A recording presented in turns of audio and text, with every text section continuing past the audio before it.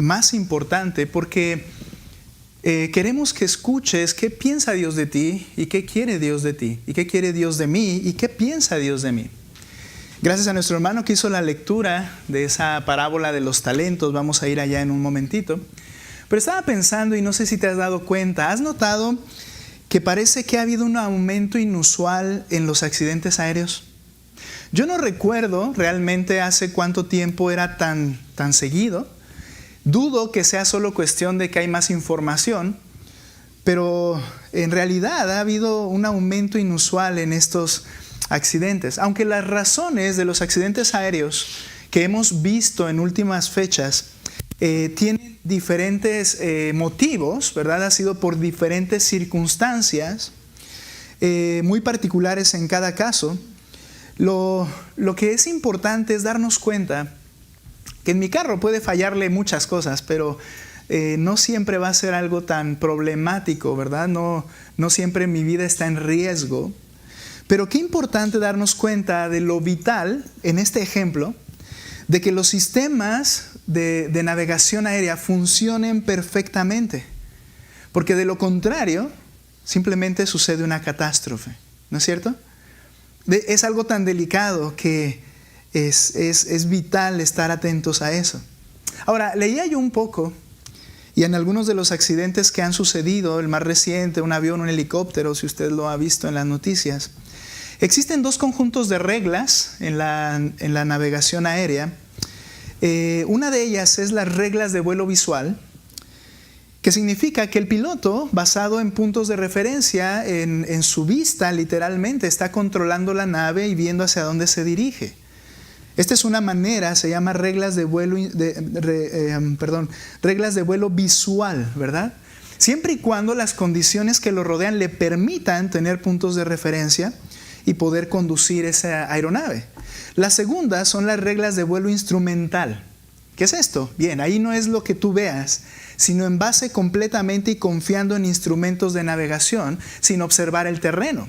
Se requiere que alguien te esté diciendo también desde otra perspectiva cuál es tu posición y a la vez esos instrumentos están ayudando al piloto para conducir esa aeronave. Me hace recordar la tragedia de alguien que pues para mí era importante en el sentido de que era un famoso basquetbolista, Kobe Bryant, en el que perdió la vida él junto con su hija y otras familias en un vuelo rutinario, en el helicóptero personal, privado, rumbo a un entrenamiento de su hija y, vamos a decirlo a nuestra forma, y les echó ride, ¿verdad?, a otras familias que iban para allá también. Y entonces el accidente, después bajo la investigación, dice que las nubes afectaron la orientación del experimentado piloto. No era cualquier piloto, era una persona que tenía años y horas de vuelo suficientes, era capacitado. Y en el momento en que él estaba volando, había mucha nube, mucha niebla en esa zona de California. Y él estaba completamente seguro de que estaba ascendiendo porque él quería subir sobre el nivel de las nubes y poder ver, porque era imposible la visibilidad en corta distancia. Él estaba seguro de que estaba ascendiendo. Sin embargo, en realidad de ascender, él estaba volando de manera horizontal. Conforme él lo hacía más rápido, simplemente la nave iba de manera horizontal y no se percataban. Y han dicho en testimonios que eso sucede cuando estás en esas condiciones, realmente no tienes un punto de referencia, te desorientas. Y aún el más experimentado le sucedió hasta impactar una montaña cercana al lugar del despegue y ahí perdieron la vida todas esas personas. Esta clase de desorientación es común porque no se tiene el instrumento correcto, porque en el pilotaje de helicópteros es por medio del sistema visual. No así en los vuelos comerciales. Si no se tiene un punto de referencia o no hay instrumentos que te alerten, te puedes desorientar. Tomando este ejemplo, ¿cómo puedes saber que el rumbo que estás tomando en tu vida es el correcto? ¿Cómo puedes saber? No, escucha, no si estás seguro que vas en el camino correcto, porque ya entendemos que el estar yo seguro de que voy en el camino correcto no me garantiza absolutamente nada. Sino más bien, ¿cómo sabes que estás en el rumbo correcto de tu vida? Puedo estar profundamente convencido de que estoy en el rumbo correcto y estar profundamente equivocado. ¿Cómo puedo saber si estoy cumpliendo los propósitos para los cuales existo? Y esta es la pregunta del millón que se han hecho a lo largo de todas las generaciones. ¿Cuál es la razón de nuestra existencia? ¿Cómo puedes saberlo si estás en los propósitos para los cuales fuiste creado? ¿O acaso no hay propósito que alcanzar ni rumbo que perseguir? Eso es en la cultura en la que vivimos. Ahora todo es relativo, ahora no importa, es lo que tú quieras hacer. ¿Será correcto eso? Nuestro sistema de navegación instrumental es una verdad infalible, que es la palabra de Dios. El que no se equivoca, el que es fiel, porque no tiene error, pero que todo lo que dice se cumplirá. Y esa palabra nos enseña cuál debe ser nuestro propósito y cuál debe ser nuestro rumbo. Hoy quiero compartir con ustedes el siguiente tema. Eres mayordomo de Dios. No importa la religión que tengas, no importa si crees o no en Dios, ese es un aspecto secundario. Eres mayordomo de Dios. Y vamos a ver a lo largo de esta enseñanza que leímos hace un momento, el siguiente argumento quiero demostrártelo a través de ese pasaje. Tenemos la gran responsabilidad de ser fieles mayordomos del Rey. ¿Cuál es el propósito de tu vida? Tienes la gran responsabilidad de ser fiel mayordomo del Rey. Acompáñame a Mateo capítulo 25, que es el texto que nos hizo favor de leer nuestro hermano.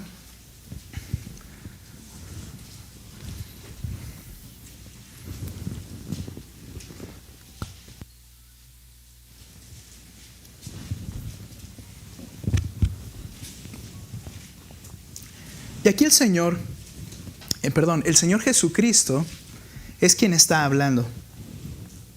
Quiero pedirle una disculpa si ve que estoy degustando un dulce, pero he tenido problemas de la garganta. Ahora, ya voy de salida, ya me acabé el medicamento, ¿okay? Para que no me vaya a no saludar al ratito. Ok, vean lo que dice Mateo 25. Aquí, ¿quién está hablando? Está hablando el propio Señor Jesucristo. El propio Hijo de Dios es el que está dando este ejemplo, esta enseñanza que se les llaman parábolas. ¿Cuál es la intención de una parábola? La intención de una parábola es que a través de una historia que puede ser real o a veces ficticia, pero a través de una historia que es posible, Él nos explica o nos da una enseñanza que trasciende a esa historia propiamente. Es decir, Él va a usar aquí el ejemplo de un amo y sus siervos para hablarnos del amo que es Dios y tú y yo como siervos. Eso es lo que hace en esta porción. Y esa es la intención de sus parábolas cuando Él las enseñaba. Ahora, noten lo que dice, por favor, y vamos a ver cómo somos mayordomos de Dios. Primero que nada, nota lo siguiente. Voy a leer desde el 14. El mayordomo tiene un trabajo. Verso 14. Porque el reino de los cielos es como un hombre que al emprender un viaje llamó a sus siervos y les encomendó sus bienes. Y a uno le dio 5 talentos.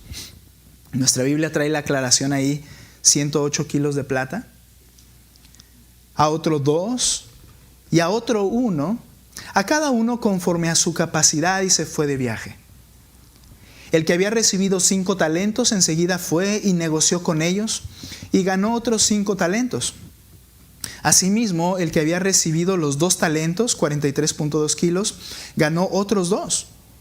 Pero el que había recibido 1 fue y cavó en la tierra y escondió el dinero de su señor. Bien, en esta historia es claro entender que estos 3 hombres, dice, eran siervos del amo. Es decir, no es que agarró y salió a la calle y vio a quien se le cruzó enfrente y dijo, oye, toma, aquí te voy a dar. No, la idea es que eran sus siervos. El término siervo, doulos, es un esclavo. Eran esclavos, eran gente que le pertenecían a él y él les dio esta labor. Ahora, ¿cuál era la labor? Bien, vas a cuidar lo mío. En lo que yo salgo de viaje, tú te vas a encargar de cuidar y velar por mis intereses. Los ricos solían confiar sus bienes a esclavos de alto rango, de donde viene nuestra idea de mayordomo. Cuando tenían esos viajes prolongados, ellos administraban sus riquezas y mantenían su riqueza y su negocio en crecimiento. Obviamente, eran esclavos de toda la confianza, por decirlo así, del amo, y les daba esos bienes para que ellos trabajaran. En la Escritura se utilizan dos palabras que al español son traducidas mayordomos.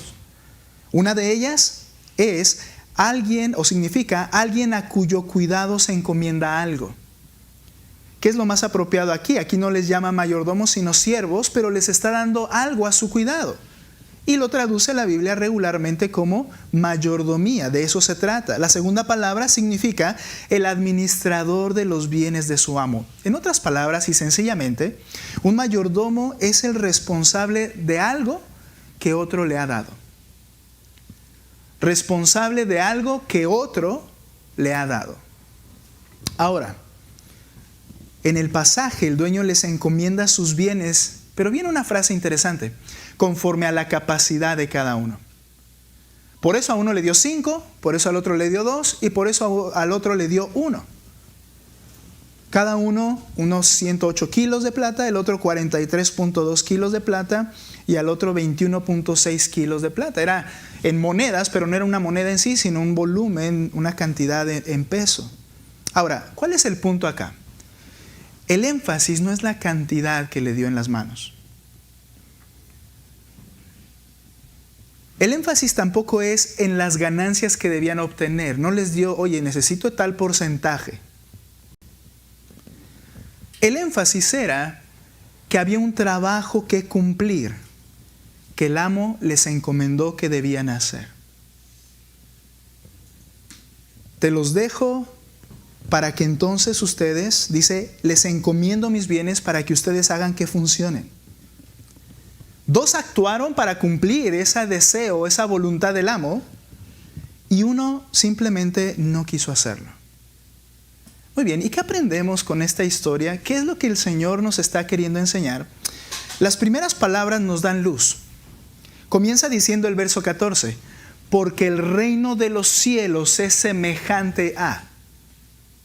Así como un amo hizo esto con sus siervos, el reino de los cielos es semejante. ¿Cuál es la idea del reino de los cielos? Bien, que hay un rey que gobierna sobre su reino. ¿Quién es ese rey? Ese rey es Dios. ¿Y cuál es su gobierno? Todo lo que Él ha creado. El rey es Dios y su gobierno es todo lo que ha creado. Y dice, y esto se parece entonces a tu relación como siervo con Dios que te creó. Se parece mucho. Dios es el rey. Tú eres uno de esos siervos. Aquí empezamos a ver que el propósito por el cual tú naciste, yo nací y fui creado, es precisamente para cumplir una responsabilidad. Ahora, para detectar esa responsabilidad tenemos que ir al momento de la creación. Ve conmigo por favor a Génesis. No pierdas Mateo porque queremos regresar. Pero ve conmigo a Génesis, al momento de la creación, una creación literal, física. El primer libro de la Biblia, Génesis capítulo 1. Y vemos en el verso 26. Y dijo Dios, hagamos al hombre. Y se refiere a la humanidad, hombre y mujer. A nuestra imagen, dice Dios, conforme a nuestra semejanza. Y ejerza, hay un trabajo ahí, dominio sobre los peces del mar, sobre las aves del cielo, sobre los ganados, sobre toda la tierra, sobre todo reptil que se arrastra sobre la tierra. Nota algo. Ellos tenían ya un trabajo, Era el propósito por el cual fueron creados, pero el trabajo, lo que iban a cuidar, ¿de quién era? ¿Quién lo creó? Dios. Ellos no lo crearon. Y entonces dice, la humanidad va a gobernar sobre estas cosas. Nota el 27. Dios creó al hombre a imagen suya. No somos como los animales. No somos una raza superior, pero al final una raza de animales superior. No. Lo que nos da valor y le da valor a un ser humano, aún en el vientre, en la concepción en el vientre de su madre, lo que le da valor es que es una persona, como Dios es una persona, hecho a la imagen de Dios. Y luego dice, Dios creó al hombre a imagen suya, a imagen de Dios lo creó, varón y hembra los creó. Dios los bendijo y les dijo, sean fecundos y multiplíquense, llenen la tierra y sométanla, ejerzan dominio sobre los peces del mar, sobre las aves del cielo y sobre todo ser viviente que se mueve sobre la tierra. Ahora, podríamos seguir leyendo, pero ve conmigo al capítulo 2, ahí enseguida, el 2 grande, y nota lo que dice el versículo 7. El momento en que el Señor literalmente explica cómo forma al hombre. Mira lo que dice el 7. Entonces el Señor Dios formó al hombre del polvo de la tierra. Es la misma escena que vimos anteriormente. Y sopló en su nariz el aliento de vida. Y fue el hombre un ser viviente. A ver, yo no soy Adán ni tú eres Adán. A ti no te formó el Señor tomando el polvo de la tierra y todo lo que literalmente dice ahí, cómo Él lo hizo de una manera tan enfática al hombre. Tú y yo nacemos por concepción en el vientre de nuestra mamá, pero el principio permanece. El que lo hace es Dios. Y la vida que te da, tú no la obtuviste, tú no la ganaste o tú no la compraste, ni yo. Él te da el aliento de vida. Ahora, al ir viendo todo esto, ¿de quién son todas las cosas? Del Creador. Incluido tú. Incluido yo. Richard Phillips, en su libro El mandato masculino, el llamado de Dios a los hombres, dice lo siguiente: hemos sido capacitados para conocer a Dios. Por eso nos hizo a su imagen. Para tener relación con Él. Sigo la lectura. Y llamados a llevar su imagen en el mundo creado. ¿Cuál es la intención? Que al multiplicarse y tener más hijos, personas, en ese tiempo todavía no entraba el pecado, la intención era que tú reflejaras, que la humanidad reflejara cómo es Dios. Que al verlo dijeran, wow, pues así es Dios. Dios es amoroso. Dios es sabio. Dios es creador, porque el hombre que lleva su imagen lo es. Dios es amistoso, Dios es compasivo, Dios es justo y santo, porque el hombre lo es. La intención era que la vida de la raza humana reflejara cómo es Dios. Ahora, Dios nos ha dado una naturaleza espiritual cuando nos sopló el aliento de vida para que podamos llevar su imagen como adoradores y siervos suyos. Mira, ¿tienes una relación vibrante con Dios? Bueno, Él te creó para eso. Y si no estás cumpliendo eso, no estás siendo un mayordomo fiel. Es que yo pienso que me creó para yo alcanzar lo que yo deseo, lo que yo anhelo, lo que yo aspiro, lo que a mí me guste. Bueno, no. En una ocasión escuchaba una ilustración de un hombre que en un taller dijo, muy bien, Dios tomó polvo de la tierra, hizo al hombre, le sopló y vivió. Bien, yo voy a hacer lo mismo. Y le dijo a Dios, Dios, te voy a demostrar que no te necesitamos. Entonces fue y dijo, voy a comenzar, y que toma polvo de la tierra y que le dice, espera tantito, deja mi polvo ahí y crea tu propio polvo. ¿Cuál es la idea? Todo es de Él. Tu vida es de Él. No tienes derecho a dedicarte a otra cosa, a ver si me explico, que tu propósito de vida sea otro que no sea el obedecer al Señor en todas las áreas de tu vida, glorificarle y servirle, porque para eso nos creó. ¿Le adoras y le obedeces? ¿Usas todos tus recursos, por cierto, sus recursos, para que avance su plan o para que avance tu plan? Aún en el matrimonio, ¿no es cierto? Es que yo te amo, tú eres la parte que necesito. ¿Para qué la necesitas? ¿Para cumplir tu plan? Esa es nuestra naturaleza. Nuestra naturaleza es egoísta, que es mi plan, es lo que yo quiero, pero Dios dice, yo te creé con otro propósito. Perdón. Todos los seres humanos somos más bien como aquel que recibió un talento y le dijo a su amo, no haré lo que me pides, yo tengo otras prioridades. ¿Qué se puso a hacer durante todo el tiempo que su amo estuvo fuera? No nos dice el texto, pero no hizo lo que tenía que hacer. Hizo lo que a él le plació. Y nos parecemos a él. Es como un reloj de manecillas que ve que tiene manecillas, engranes. Eso es una fábula, ¿verdad? O algo así. Pero dice, me encanta la carpintería. Ver cómo se trabaja y cómo el clavo va entrando en esa madera. No, yo quiero ser y me autopercibo como un martillo. Y yo quiero ser un martillo. ¿Te imaginas cómo va a acabar el reloj de manecillas? Queriendo ser un martillo destrozado, porque no fue creado para eso. Cuando tú y yo perseguimos nuestros planes y anhelos y no lo que el sistema de navegación de la vida de un ser humano indica que es su palabra, por eso acabamos frustrados, destrozados y agotados, porque estás viviendo para algo para lo que no fuiste creado. ¿Piensas que eres el amo y quieres ser el rey de tu propio reino? ¿Quieres saber qué es tuyo en realidad?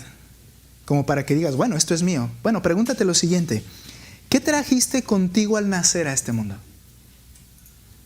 ¿Qué te vas a llevar cuando te mueras? Ahí está tu respuesta. Eso es lo que es tuyo. Tenemos la gran responsabilidad de ser fieles mayordomos del Rey y tengo un trabajo que realizar. Y esto es, lo vamos a ver casi al final, pero es obedecer lo que tu Rey te dice que debes hacer. Ahora, para escucharle, tienes que escucharle a través de la palabra. Pero vamos al segundo punto. Somos mayordomos de Dios y tengo un trabajo que realizar. Pero también para el mayordomo fiel hay una recompensa. Ve este punto, para el mayordomo fiel hay una recompensa. Capítulo 25 de Mateo, regresamos a esa parte y vamos a ir al versículo 19. Por lo menos vemos 4 aspectos en esta porción que leeremos ahora en la parábola. Nota por favor, 25:19. Después de mucho tiempo, el señor de aquellos siervos vino y arregló cuentas con ellos. Llegando el que había recibido los 5 talentos, trajo otros 5 talentos diciendo, Señor, usted me entregó 5 talentos, mire, he ganado otros 5 talentos. Su señor le dijo, bien, siervo bueno, ¿y cómo lo llama? Fiel. Es decir, cumpliste con lo que era tu propósito. En lo poco fuiste fiel, sobre mucho te pondré, entra en el gozo de tu Señor. Ahí está la bendición, la recompensa. 22. Llegando también el de los 2 talentos, le dijo, Señor, usted me entregó 2 talentos, mire, he ganado otros 2 talentos. Su Señor le dijo, bien, siervo bueno y casi fiel. No, la misma palabra. Siervo bueno y fiel, en lo poco fuiste fiel, sobre mucho te pondré, entra en el gozo de tu Señor. Por lo menos 4 cosas vemos aquí. La primera, se rinden cuentas ante el amo. Iba a llegar ese día. Se iba a rendir cuentas de si se había hecho el trabajo o no. Ten eso en mente. Ahorita vamos a hablarlo de nosotros. Segunda cosa que tienes que tener en mente. La obediencia trajo fruto. Simplemente el que no dio fruto, en otras palabras, es el que no hizo lo que tenía que hacer. Pero los dos que hicieron lo que tenían que hacer, hubo fruto. Tercera cosa. El amo elogia la diligencia en obedecer, no el resultado. No se sorprendió y decir, wow, 5 y al otro 2. Ay, bueno, está bien. No. Lo que él elogió fue la diligencia en obedecerle.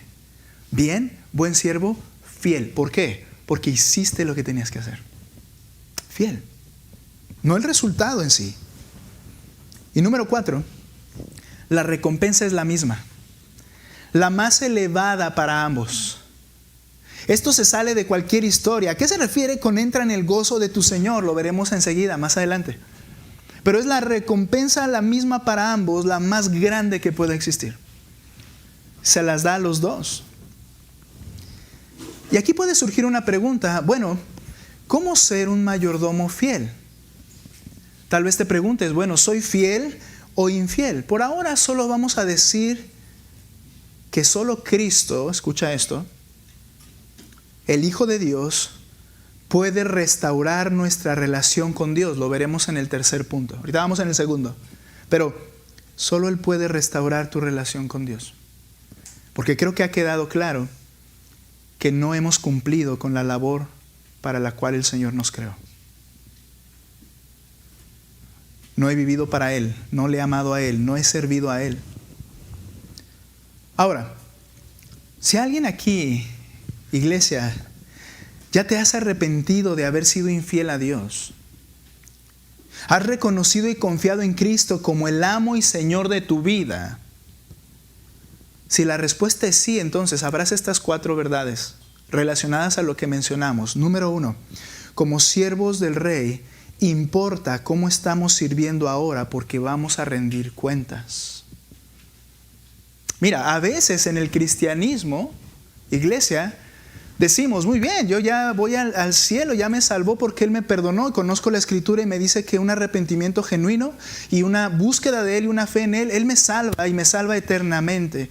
Y entonces a veces pareciera que es muy bien, pues ahora ya puedo seguir con mi pequeño plan y mi pequeño reino y seguir siendo mayordomo de lo mío. No. La forma en que vivas en esta tierra impactará tu eternidad. ¿Por qué? Salud. Porque un día se darán cuentas. Esta es una verdad.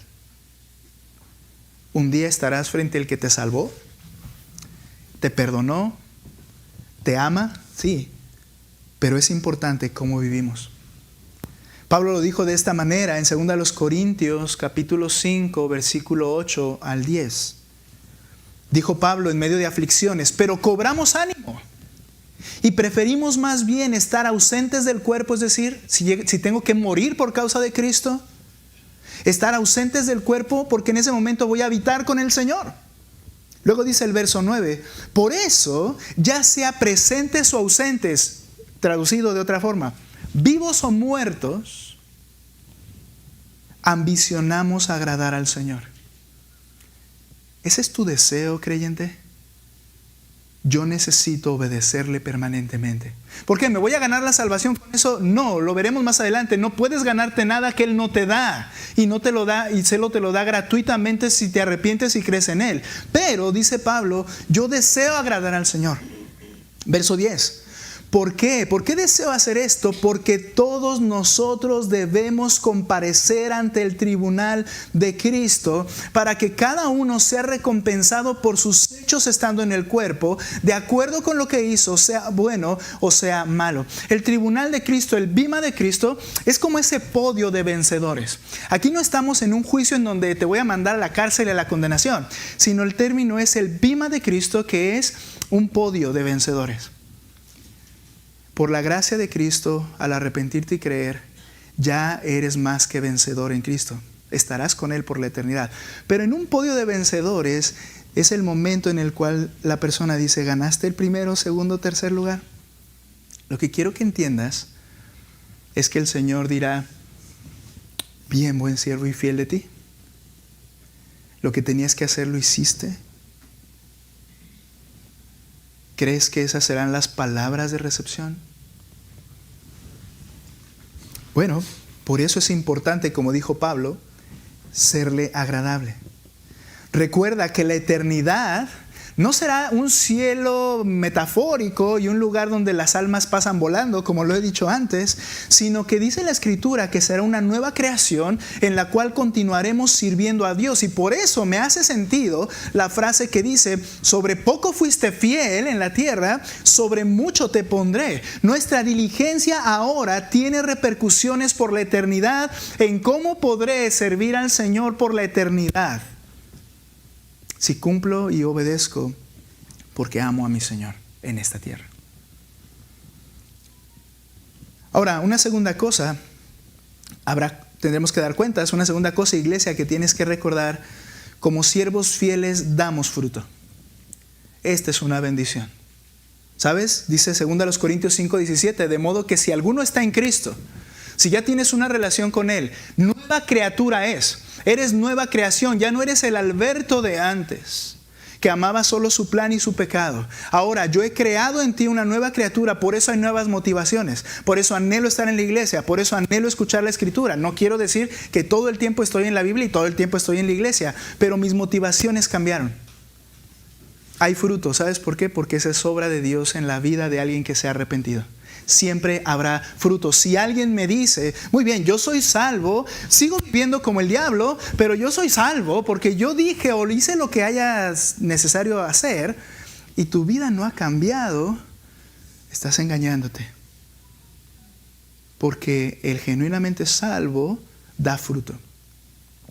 Hay fruto, es obediente. No estoy hablando de nuestra diligencia, estoy hablando de la obra de Cristo como nueva criatura. Por eso dice el texto: las cosas viejas pasaron y ahora todas son hechas nuevas. Tercer punto, nuestro Rey se complace en nuestra obediencia. Dice el texto: bien, buen siervo y fiel.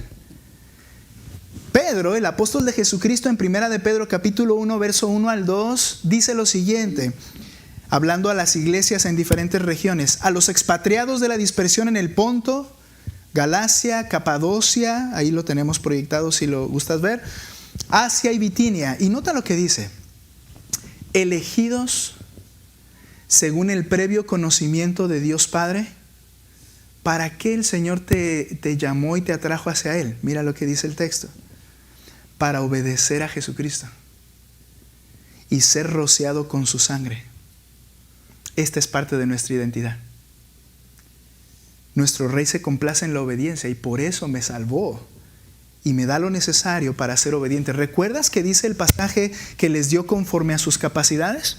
Iglesia, entiende esto. Si tú lees la Escritura y Cristo en su palabra dice que algo debes hacer en esta tierra, no puedes decir: yo no puedo hacerlo. Él es el que te va a capacitar para hacerlo, pero más bien a veces no quieres hacerlo.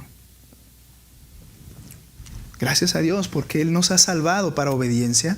Y número 4, la recompensa es la más elevada. Entra en el gozo de tu Señor. Cristo explica esta frase en el capítulo 25, si regresas conmigo donde estamos en la parábola. Él enseguida explica algunas de estas frases. Nota lo que dice el versículo 31, 25-31. Ahora ya no es una parábola, ahora Él mismo se identifica y dice: cuando el Hijo del Hombre venga en su gloria. En la parábola era un amo que se fue y que iba a regresar, ¿cierto? Pero nosotros sabemos que Cristo murió, resucitó, ascendió al trono, pero la Biblia dice que Él regresará en gloria, poderoso, el Hijo de Dios. Y aquí en este texto dice: cuando el Hijo del Hombre venga en su gloria y todos los ángeles con Él, entonces se sentará en el trono de su gloria. Y serán reunidas delante de Él todas las naciones, y separará a unos de otros, como el pastor separa las ovejas de los cabritos, y pondrá las ovejas a su derecha y a los cabritos a su izquierda. En otras palabras, los fieles a su derecha, los infieles a su izquierda. Entonces el Rey dirá a los de su derecha, los fieles: vengan benditos de mi Padre, hereden el reino preparado para ustedes desde la fundación del mundo. esa es la más grande bendición. Ven, vas a estar conmigo y vas a estar en mi reino. Y ya no habla de algo aquí, sino algo nuevo que Él creará. Ahora, esa es la recompensa más elevada para el mayordomo fiel. Benditos de mi Padre. Ahora, tenemos la gran responsabilidad, voy al tercer punto, de ser fieles mayordomos del rey, y tengo un trabajo que realizar y hay una recompensa para el mayordomo fiel. Pero el centro de todo este pasaje que dijo el Señor, si tú lo viste al leerlo, lo sorprendente es el infiel. Es como decir, ¿por qué hiciste eso?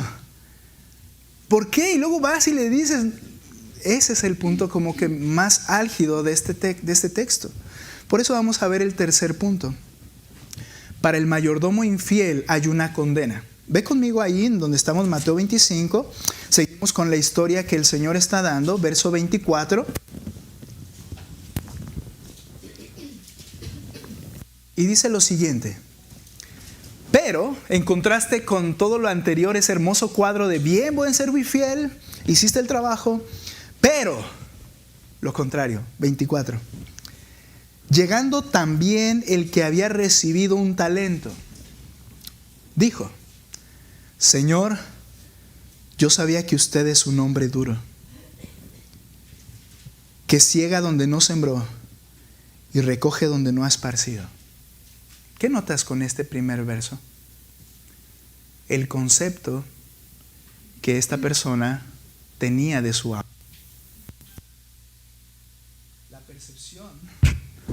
La percepción que él tenía de su amo. De hecho, aquí nos refleja y nos muestra la razón de su desobediencia. ¿Por qué él no fue obediente? Precisamente por el concepto que tenía de Dios. Me fui. Por el concepto que tenía de su amo. ¿Cómo lo tilda? Lo tilda como: sabía que usted es un hombre duro. La palabra duro significa cruel. Alguien que ciega donde no sembró y recoge donde no esparcido. Injusto, aprovechado. Alguien del cual tenemos que tener cuidado. Ese era su concepto de su amo.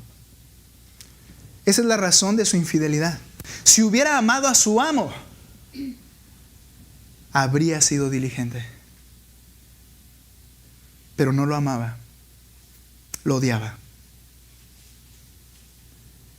Amigos, los seres humanos somos infieles a Dios y no hemos cumplido el propósito por el cual fuimos creados. ¿Por qué? Porque tenemos un equivocado concepto de quién es Dios. Por eso Pablo en Romanos 3, ahorita regresamos a Mateo 25, y para que no te muevas, y vamos a proyectarlo aquí, no te muevas en tu Biblia, quiero decir, Romanos capítulo 3, verso 9 al 12, nos da una radiografía del por qué hacemos lo que hacemos como mayordomos infieles. Nota por favor lo que dice Romanos 3, gracias hermanos por ponerlo. Dice lo siguiente, está hablando Pablo, argumentando, y dice: ¿entonces qué? ¿Somos nosotros mejores que ellos? ¿En esta raza humana hay unos que son mejores y otros que son peores? Bien, dice Pablo, continúa: de ninguna manera. Ya hemos denunciado tanto a judíos, que son los que rechazaron al Mesías, como a griegos, que son los demás, o sea, los gentiles, que no son judíos, es decir, todos nosotros. Tanto judíos como griegos están todos bajo pecado. Caray, a ver, yo tenía un trabajo que hacer, pero aquí ya está hablando de que yo soy pecador, ¿no? Yo no he matado a nadie, yo no he secuestrado, yo no he hecho cosas de este tipo. Porque pensamos nuevamente conceptos que eso es pecado. El término pecado, amartia, tiene la idea de errar en el blanco. Es como una competencia de tiro al blanco. Tienes allá el círculo enorme, ¿verdad? Y entonces apuntas con la flecha. Si tú das en el blanco, en el objetivo, en el propósito, entonces no es pecado, hiciste lo que tenías que hacer. Pero si tú no das en el blanco, tú erras. Eso es, y se le llama fallo, pecado. Y dice Pablo, ya hemos acusado a todos que todos estamos bajo pecado. En otras palabras, amigos, no hemos cumplido la voluntad de Dios en nuestras vidas. Ahora, es bien interesante este término, porque no quiere decir que, híjole, tiré la flecha y por un pelín cayó acá. No, ¿sabes cuál es la idea? La idea es que tensaste tu arco y en lugar de tirar al blanco, lo apuntaste hacia el que te creó y quieres desaparecerlo. Quisiste tomar su lugar y decir, yo quiero hacer mi voluntad con mi vida. Yo quiero vivir para lo que a mí me place. No me interesa que tú digas ser el amo, yo soy el amo de mi vida. Y yo quiero desaparecer a Dios de su lugar. Todos estamos bajo pecado. ¿Cómo se nota eso? Nota lo que sigue diciendo el texto que estamos proyectando. Ya hemos acusado que todos están bajo pecado, como está escrito. Mira, el concepto que Dios tiene de nosotros. No hay justo ni aun uno. En esta raza humana, ¿cuántos se salvan? Ninguno. Ante los ojos santos de Dios, el perfecto que conoce todo, hasta los pensamientos que aún no han llegado a tu cabeza, dice, no hay ni uno que sea justo. No hay quien entienda. ¿A qué te llama esto? A que tenías una labor y no la reconoces y no te importa. Y en eso estamos tú y yo. No hay quien entienda. No hay quien busque a Dios, quien diga, bueno, Él me creó, ¿qué quieres de mí? No me interesas. Y nota, cuando tú pierdes el rumbo, el enfoque y el propósito de tu vida, todos se han desviado. A una se hicieron, ¿cómo los llama? Siervo malo e inútil. Lo vamos a ver enseguida. No cumpliste, no hiciste lo que tenías que hacer. Se hicieron inútiles para el propósito para el cual fuiste creado. No hay quien haga lo bueno, no hay ni siquiera uno. Un momento, yo no he golpeado a mi esposa, por ejemplo, yo he hecho cosas buenas. El punto es nuevamente tu concepto. Dice Isaías 64:6 que aún nuestras mejores obras delante del Dios Santo son como trapos inmundos. Es decir, que el pecado en mi vida ha corrompido todo mi ser y todo lo que surja de mí, aún con buenas intenciones, no alcanzan para satisfacer al Dios Santo. No alcanzan. Entonces nadie se puede salvar por obras. Cuando hablamos de ser fieles, bueno, ¿cómo ser fiel? Y eso es a lo que yo te decía hace rato. Ahorita vamos a hablar cómo ser un cambio de ser infiel y mi vida caracterizada de esta manera a ser fiel. Y créeme que no va a ser por base en un esfuerzo personal. No conocemos a Dios y como no lo conocemos, nos formamos un Dios a nuestra medida o percepción. El padre de la psicología, Freud, él enseñó que Dios solamente es el resultado de la mente humana.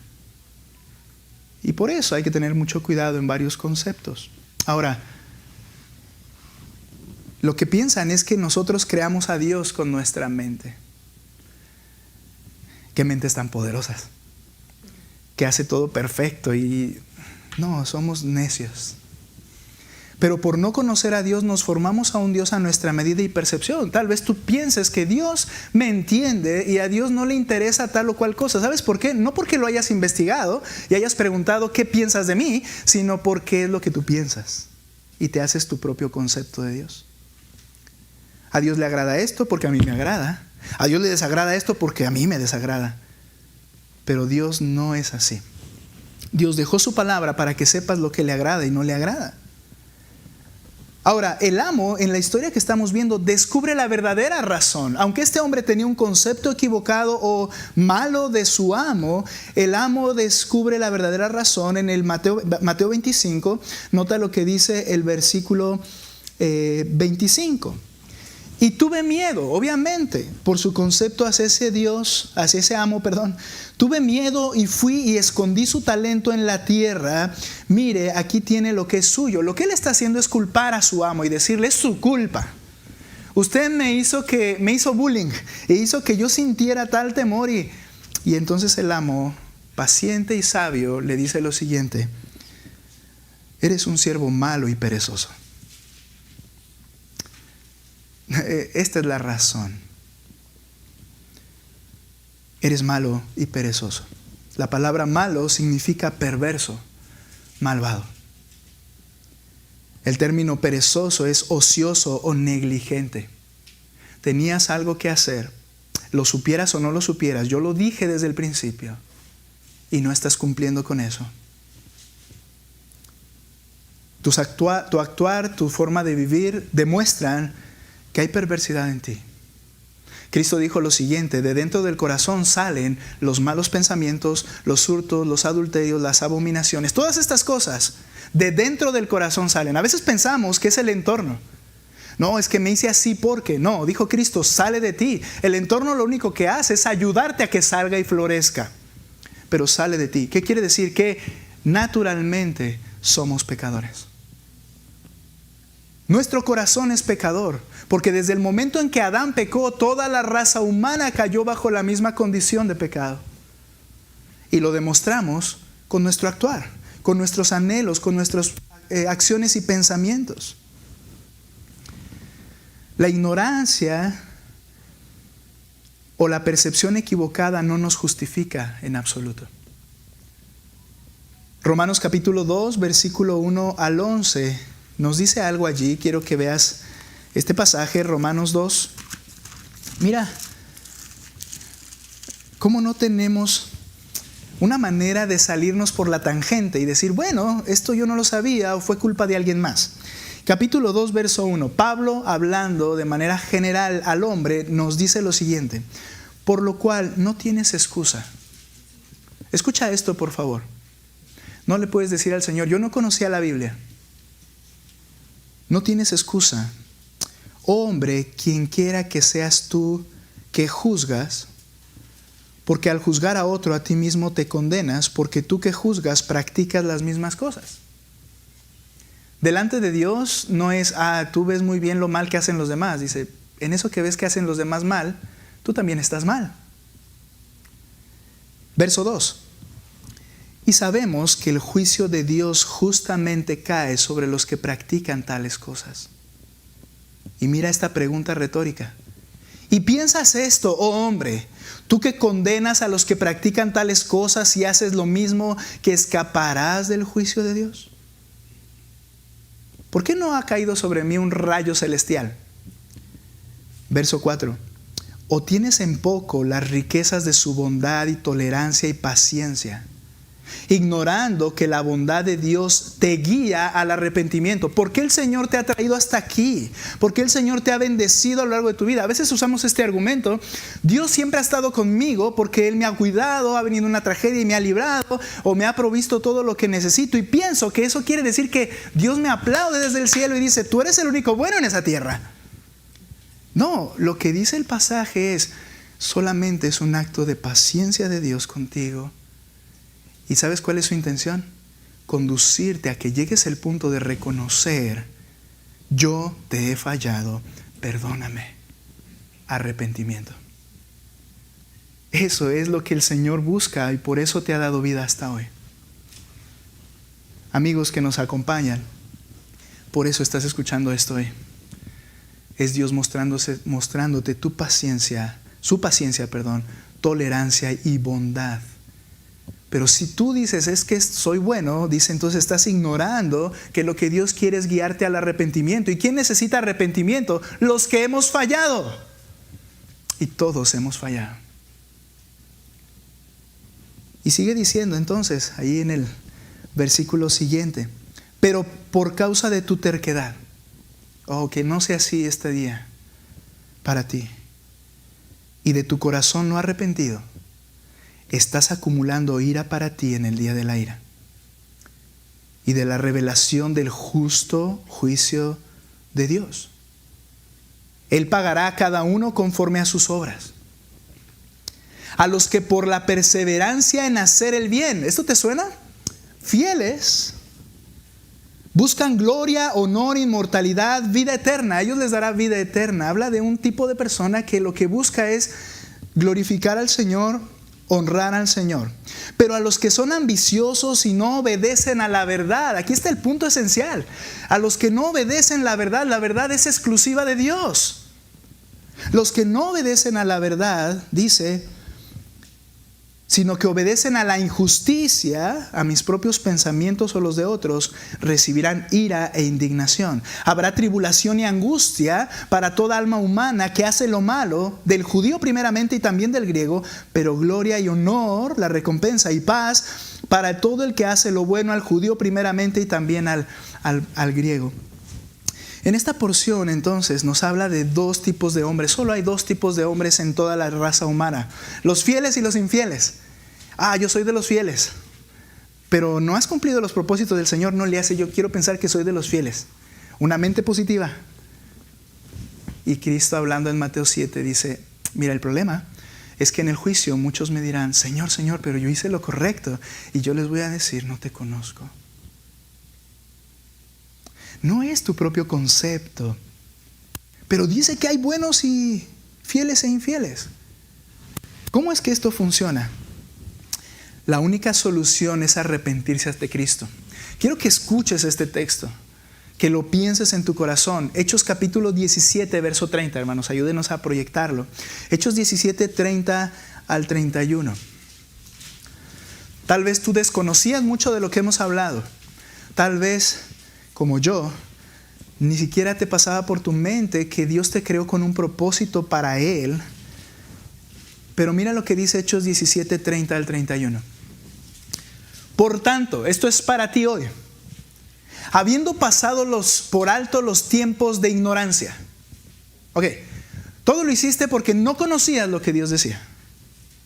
Porque no conocías el carácter santo de Dios y justo de Dios, y que Él un día vendrá a hacer juicio. Dios pasa por alto esos tiempos. Pero Dios declara ahora a todos los hombres en todas partes que se arrepientan. Ahí está la solución. Porque Él ha establecido un día en el cual juzgará al mundo en justicia por medio de un hombre a quien ha designado. ¿Quién es este? Cristo. Habiendo presentado pruebas a todos los hombres al resucitarle de entre los muertos. ¿Quién es el que resucitó al tercer día? Cristo. ¿Para qué lo hizo el Señor de manera visible? Para que todos sepan que Él es ahora el Rey y Él es el juez y Él es el que vendrá y Él te conoce y Él, ese Señor perfecto, vendrá y te condenará. Pero hay una solución. Dios te llama a arrepentirte, a decirle: perdóname. Ese amo es el juez que condena. Terminemos de leer esta historia para terminar nuestra enseñanza. Mateo 24. ¿Qué hace el amo en esta historia? 25. Después de que le dice: siervo malo y perezoso, verso 26. Ok, ¿sabías que ciego donde no sembré? Y que recojo donde no esparcí.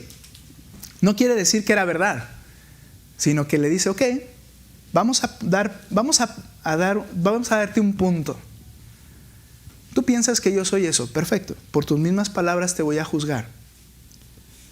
Entonces debías haber puesto mi dinero en el banco y al llegar yo hubiera recibido mi dinero con intereses. O sea, de todos modos podías haber hecho algo. Por tanto, juicio.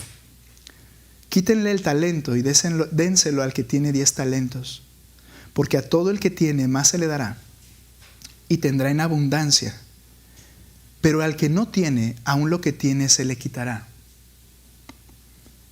Y al siervo inútil, ¿recuerdas este término? Todos hemos sido inútiles. Échenlo en las tinieblas de afuera, allí será el llanto y el crujir de dientes. Debo reconocer que este final es muy duro. Las palabras no son de un hombre airado, era el Señor Jesucristo. Aquel que trataba a todos con amor y de una manera en la cual lo vieron y dicen, Él tenía gracia en todos los sentidos. Pero el amo es el juez que condena y les dice, quítenle el talento, porque aún lo que tiene se le quitará. ¿Quién es el dador de todas las cosas? Dios. El dador de tu bienestar, de tu vida, de tu alma misma. Dios es el dador de toda bondad que has experimentado desde el momento en que fuiste concebido. Cristo, dice la Escritura, es el que te sustenta, porque dice Hebreos 1:3, Él es quien sustenta todas las cosas con la palabra de su poder. Mira, que tengas trabajo, salud, que tengas una familia o que incluso no la tengas, pero todas las circunstancias de tu vida, Cristo está gobernando sobre todas y es por su palabra de su poder que eres lo que eres. Él lo está haciendo así, gobernando a todos, buenos y malos, quienes no creen en Él y quienes sí creen. Él lo está haciendo, pero Cristo mismo será el juez. En el día de juicio, ¿cuál es el punto ahí? Retirará para siempre toda su bondad de los culpables no arrepentidos. Si tú ves en el versículo 25 donde estamos leyendo, donde te dije que da una explicación de esto, nota lo que dice el 41, de las ovejas y los cabritos. Mira el 41, perdón por mentirte en decir que era el último texto, pero ahí está pegado, nada más quiero que lo veas. Entonces dirá también a los de su izquierda. ¿Recuerdas que a los de la derecha, vengan y gocen del reino de mi Padre para ustedes? Dirá a los de su izquierda, perdón, apártense de mí. Mira cómo los llama. Malditos. ¿Te acuerdas cómo le dijo a su siervo el amo? Siervo malo. Al fuego eterno que ha sido preparado para el diablo y sus ángeles. Ahora, ve conmigo un poquito más adelante, el verso 46.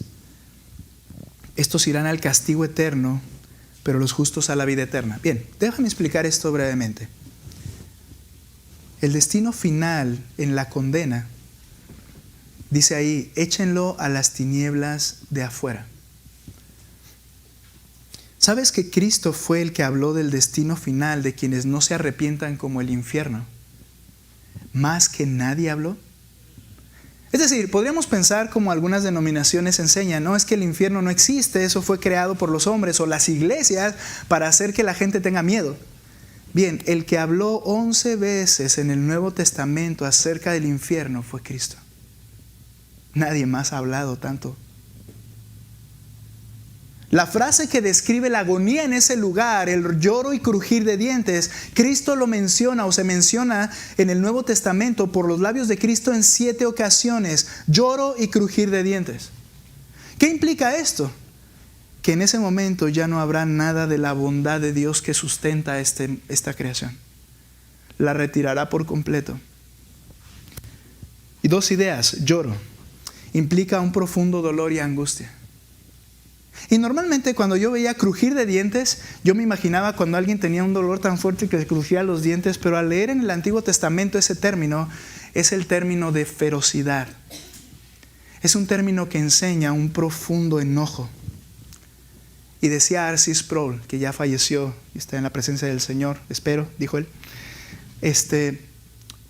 decía él, el lloro es que muchos dirán, no, yo no sabía esto y yo te fallé y yo pequé y ya no hay oportunidad. No hay manera de salir de ahí. Y decía Sproul, si yo me he engañado todo este tiempo y si yo he sido hipócrita y a mí mismo me he engañado pensando que estoy bien pero no estoy bien, yo estoy seguro que será de los que lloren y digan, Señor, ¿cómo me engañé a mí mismo? Pero dice que habrá otros que enfurecidos seguirán diciendo, eres un cruel y haces lo que te place, te odio. Y los dientes apretados en contra de Dios. Pero dice, como quiera que sea, si no te arrepientes, por la eternidad, lejos de mí. Entonces tenemos una gran responsabilidad de ser fieles mayordomos del Rey. Eso es para todos, para eso está la humanidad. Tengo un trabajo que realizar, hay una recompensa para el mayordomo fiel y hay una condena para los infieles. Escúchame, ¿reconoces que has incumplido el propósito para el cual fuiste creado? ¿Reconoces que tu concepto de Dios no es el correcto porque no le has conocido por medio de su revelación, que es la palabra de Dios? Y aquí viene la solución. Para esto Cristo, el Hijo de Dios, se hizo carne. ¿Sabes para qué? Para cumplir toda la vida justa y fiel que ninguno de nosotros vamos a poderla cumplir jamás. Y luego se dio a sí mismo al Padre, para que el Padre descargara todo su infierno que merecen nuestros pecados, hasta matarlo en la cruz. Por eso Él dijo: Padre, ¿por qué me has abandonado? Y entonces cuando Él descarga todo el infierno que tu pecado y mi pecado merecen, después entonces muere y resucita al tercer día para demostrar que Él es el Rey que está sentado en el trono y ante el cual tú y yo nos tenemos que arrepentir. Si te arrepientes ante Él y ahora deseas obedecerle, Él te perdona y te restaura. Pasar de un siervo infiel a un siervo fiel no son esfuerzos. Es una redención que el Señor hace y dice: te perdono y ahora te creo para mi gloria. Es un cambio de posición que Él solamente puede realizar porque Él ha hecho el sacrificio para salvar al pecador. Por eso dice la Escritura: el que no conoció pecado, lo hizo pecado por nosotros, para que nosotros fuéramos hechos justicia de Dios en Él. Iglesia, ¿cómo te motiva este pasaje a dar mucho más fruto de obediencia, sabiendo que ya hemos sido restaurados y que nuestra fidelidad ahora tiene repercusiones eternas? Para vivir para su gloria, en lugar de vivir para nuestros planes. No volemos en esta vida sin rumbo, con peligro de estrellarnos. Hoy hemos comprendido que nuestro propósito es: somos mayordomos de Dios. Y tú y yo vamos a dar cuenta por eso. Que el Señor te cambie de infidelidad a fidelidad. Arrepiéntete, pídele su perdón. Si eres de los fieles porque te has arrepentido, vive para su reino, no para el tuyo. Puestos en pie, vamos a orar, por favor. Señor,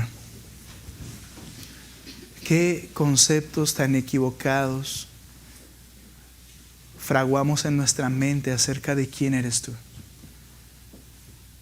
Pero ahora, a través de tu palabra, hemos visto que eres un Rey paciente, amoroso y bondadoso, que nos está conduciendo al arrepentimiento, pero nos haces responsables porque hemos incumplido nuestro propósito. Hemos entendido que a través de tu sacrificio tú puedes restaurarnos, transformarnos, cambiarnos de esa posición de infiel a fiel si nos arrepentimos. Yo te ruego que obres en los corazones presentes, porque tal vez hoy es el día en que para ellos tú les has dado la oportunidad de arrepentirse y decidir vivir para ti, Señor. Obra por favor en los corazones. Y que cuando tú, Señor, le perdonas y salvas, esa persona tendrá nuevas motivaciones y querrá seguirte. Señor, haz esa obra maravillosa. Ahora en la iglesia, mi Dios, ayúdanos para caminar glorificándote, porque tiene repercusiones eternas cómo vivimos y cómo obedecemos mientras estemos en esta tierra. Señor, a ti sea la gloria. Todo fue creado por ti y para ti. Ayúdanos a perseguir ese plan, tu gloria, el reino que es tuyo, no el nuestro. Señor, gracias en Cristo. Amén.